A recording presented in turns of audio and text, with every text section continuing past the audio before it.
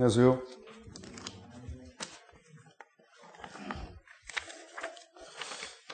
강의 계획서를 보시면 알겠습니다만은 1회부터 9회까지는 기출문제를 중심으로 보겠습니다.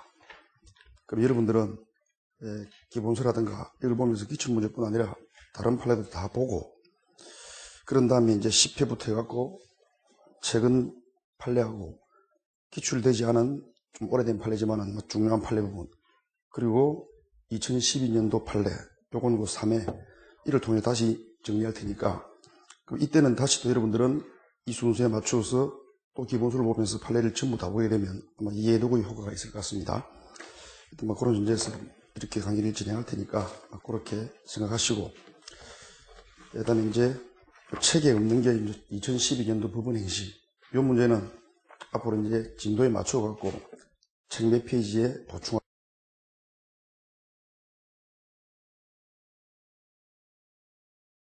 판례를 중심으로 보겠습니다. 6페이지죠. 죄형 법정주의. 문제 3번이죠. 이론 문제는 판례 정리 시간이기 때문에 이론 문제는 빼고 판례를 중심으로 봅니다. 문제 3번. 형사처벌에 관한 위임입법은 특히 긴급한 필요가 있거나 미리 법률로서 자세히 정할 수 없는 부득이한 사정이 있는 경우 원래 재형법의 첫째 원칙이 법률주의. 이때 법률이라는 것은 재정법을 말하죠. 재정법을 말하지만 재정법의 한계 때문에 재정법이 모든 범죄 형벌을 다 규정할 수 없기 때문에 따라서 위임이 있을 때는 하위법, 하위법도 얼마든지 범죄 형벌을 창설할 수 있고 다만 위임을 인정하기 위한 요건, 이 요건이 이제 문제 3번 판례처럼 요건을 중심으로 간단하게 봐주면 되겠습니다. 그 밑에 판례장 봅시다. 첫째가 위임입법은 특별히 긴급한 필요가 있었고 나아가 법률로서 자세히 정할 수 없는 이런 부득이한 사정이 있을 때 이때 허용되면서도 또 두 번째 수권법률 즉 재정법이죠. 이 재정법이 두 가지 측면이죠. 첫 번째는 구순요건. 이 구순요건에서 처벌 대상의 행위가 어떤 것인지 예측할 수 있을 정도로 구체적으로 정할 것. 다음 두 번째는 형벌이죠. 형벌과 관련해서도 어떤 형벌, 어느 정도 이걸 명확하게 규정하는 것. 따라서 구순요건은 구체적이라 해야 되고 형벌은 명확해야 된대요. 구순요건이 구체적이지 못하든가 형벌이 명확하지 못하면 어차피 이게 명확성 원칙에 반할 수 있습니다. 그래서 위임입법 금지 원칙에 반하면 명확성 원칙에도 거의 동시에 반하는 이런 결과가 되죠. 어쨌든 3번은 법률로서 자세히 정할 수 없는 부득이한 사정이 있는 경우에 한해서 허용된다. 맞습니다. 허용되는데 다만 두 가지 요건. 구순요건은 구체적이고 형벌은 명확하게. 이런 요건에서만 허용되겠습니다. 5. 4번. 유해화학물질관리법에서 금지하고 있는 환각물질을 구체적으로 명확하게 규정하지 않고 흥분, 환각 또는 마취작용을 일으키는 유해화학물질, 그 중에서도 대통령령이 정하는 물질, 이렇게 이제 위임입법의 혹시 하위법, 대통령령, 하위법이죠. 명령입니다. 명령에다가 위임하면서 구순요건을 구체적으로 정하지 않고 둘째줄에 나온 것처럼 흥분, 환각 또는 마취작용을 일으키는 유해화학물질, 그 중에서도 대통령령이 정하는 그래서 이제 이런 제한을 두었습니다. 그렇다면 대통령령에게 밀었는데 모두 다 민 게 아니라 포괄임은 아니죠. 흥분, 환각 또는 마취작용을 일으키는 유해화학물질이라는 하나의 제한을 두었습니다. 그렇다면 어느 정도 구체적으로 정했기 때문에 위임입법의 한계를 벗어난 것은 아닙니다. 그래서 명확성 원칙이라든가 또는 위임입법 금지 원칙 여기에 반하지 않습니다. 그래서 해설 맨 마지막에도 나와 있죠. 불명확하다거나 지나치게 광범위하다고 볼 수 없다. 이 부분은 명확성 원칙에 반하지 않는다는 것이고 바로 위에 셋째 줄에서는 위임입법의 한계를 벗어난 것이 아니다. 대체 이와 같이 위임입법의 한계를 벗어나면 명확성 원칙에도 거의 동시에 반하는 이런 결과가 되고 명확성 원칙에 반하지 않으면 위임입법 한계도 벗어나지 않고 두 가지가 거의 동시에 판단된다. 이렇게 보면 크게 틀리지 않겠습니다. 어쨌든 04번 맞습니다. 그럼 6번. 두 번째가 이제 소급금지 원칙이죠. 행위 시의 법률 없으면 범죄고 형벌 없다. 소급금지. 그럼 6번. 소급금지 원칙이란 사후입법에 의한 새로운 구순요건을 창설하거나 이미 존재하는 구순요건의 처벌 범위를 확장하는 것. 그래서 소급도 피고인에게 유리하면 허용하고 불리할 때, 이때 이제 금지한다. 그죠? 불리할 때 금지하니까. 그래서 6번처럼 구순요건을 창설한다거나 또는 처벌 범위를 확장하는 것은 명백히 피고인에게 불리합니다. 그래서 이게 금지되는 거죠. 맞습니다. 7번. 대법원 양형위원회가 설정한 양형기준. 어쨌든 소급금지 원칙은 우리 형법은 1조 1항에서 행시법주의, 1조 2항 1조에서 행위시법규를 채택하여 소급을 금지하고, 그럼 2항에서 일정한 경우 소급을 허용하는 이런 조항을 두고 있죠. 2항을 보니까 피고인에게 유리합니다. 왜냐하면 범죄 후 법률 변경으로 피고인에게 형이 경하거나 또는 범죄를 구사해야 할 때, 그래서 유리할 때 이때 허용합니다. 근데 2항을 보니까 범죄 후에 법률 변경, 법률 변경을 전제로 해서만 소급을 금지합니다. 법률이기 때문에, 그래서 이제 7번처럼 대법원의 양형 기준, 이 양형 기준은 법률적 구속력을 가지는 이런 일종의 법률로 볼 수가 없다.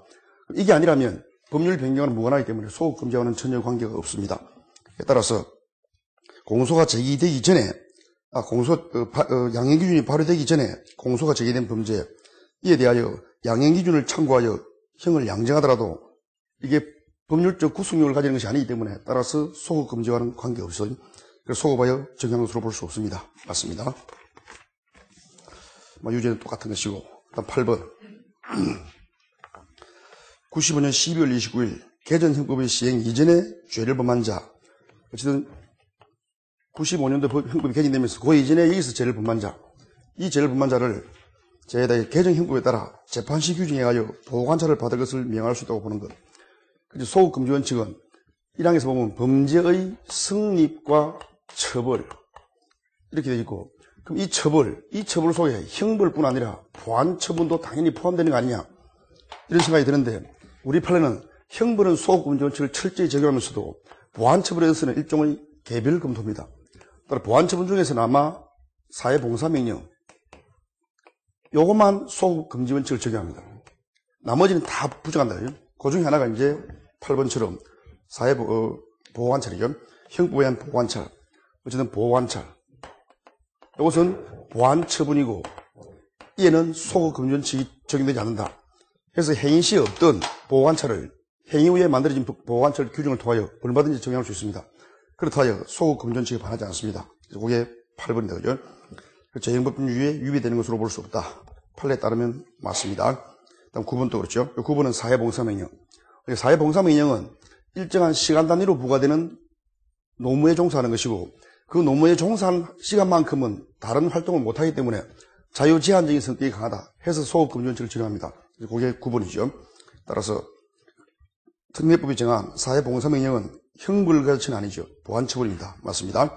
보완처벌의 성격을 가지고 있으므로 이에 대해서는 형벌불소급 원칙이 적용되지 않는다. 이건 잘못이죠.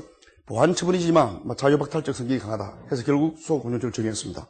그래서 9번은 X입니다. 다음 10번은 이제 전자발찌, 전자장치. 역시 마찬가지죠. 전자장치도 보완처분, 따라 소급금지 원칙이 적용되지 않습니다. 그래서 그게 10번.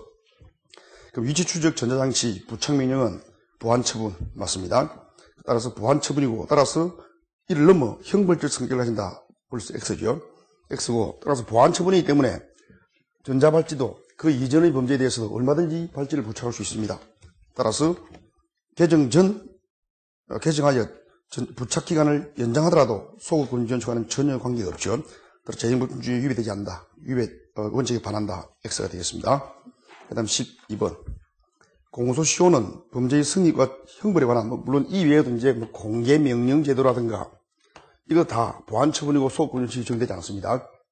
그 다음 12번.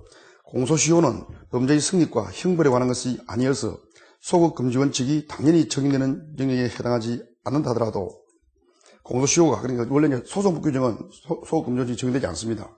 다만 우리 판례를 했죠. 진정소급과 부진정소급. 부진정소급은 진행되고 있는 법률관계에 적용되는 것이고, 진정소급은 이미 종료된 법률관계. 여기에 이제 다시 공소시효를 가능하도록 하는 거예요. 여기에 진정소급. 따라서 부진정소급이야 전혀 문제없이 허용되겠습니다만, 진정소급은 원칙적으로는 허용되지 않습니다. 그렇지만 우리 판례에 따르면 얼마든지 예외적으로 허용될 수가 있다. 그죠? 그래서 12번처럼 둘째 줄에 이제 공소시효가 이미 완성된 경우 다시 소추할 수 있도록 공소시효를 소급하여 정지하는 법률. 여기 이제 진정소급인데, 진정소급도 5.18 특별법처럼 일정한 경우 얼마든지 허용합니다.